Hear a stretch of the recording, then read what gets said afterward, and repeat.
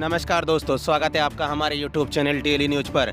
राजस्थान की पूर्व मुख्यमंत्री ने लोकसभा चुनाव के लिए बुलाई गई बीजेपी की कोर ग्रुप कमेटी की बैठक में शामिल होकर अपने सियासी विरोधियों को चौंका दिया है।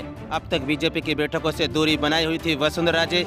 जानकारों का कहना है कि इसे नाराजगी दूर होने की कवायद के तौर पर देखा जा रहा है। लोकसभा चुनाव से पहले वसुंधरा राजे के नाराजगी दूर होना बीजेपी के लिए बड़ी राहत मानी जा रही है। अब तक वसुंधरा राजे बीजेपी की बड़ी मीटिंगों से भी दूरी बनाई हुई थी। यहां तक पीएम मोदी के डीजी कॉन्फ्रेंस के कार्यक्रम से दूरी बना ली थी। लोकसभा चुनाव और राज्यसभा चुनाव की तैयारियों को लेकर राजस्थान बीजेपी की रविवार को जयपुर में बैठक हुई, जिसमें वसुंधरा राजे भी शामिल हुई। भाजपा मुख्यालय पर रविवार को कोर कमेटी की बैठक हुई, जिसमें मोदी के नाम और काम के आधार पर मैदान में उतरने का प्लान बनाया गया है। बैठक में नारी शक्ति वंदन कार्यक्रम के साथ ही हर लोकसभा सीट से लोगों को राम मंदिर के दर्शन कराने के मामले में भी चर्चा हुई है।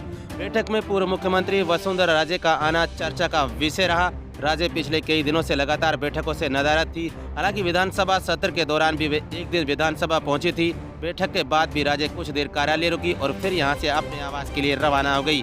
मुख्यमंत्री भजनलाल शर्मा, केंद्रीय मंत्री गजेंद्र सिंह शेखावत और कैलाश चौधरी सहित कोर कमेटी की कई सदस्यों ने बैठक में हिस्सा लिया। बैठक में यह भी तय किया गया कि लोकसभा क्षेत्रवार पुराने वरिष्ठ कार्यकर्ता जो अभी फील्ड से दूर हैं, उनसे मिलकर उनके अनुभव का चुनाव में लाभ लिया जाए।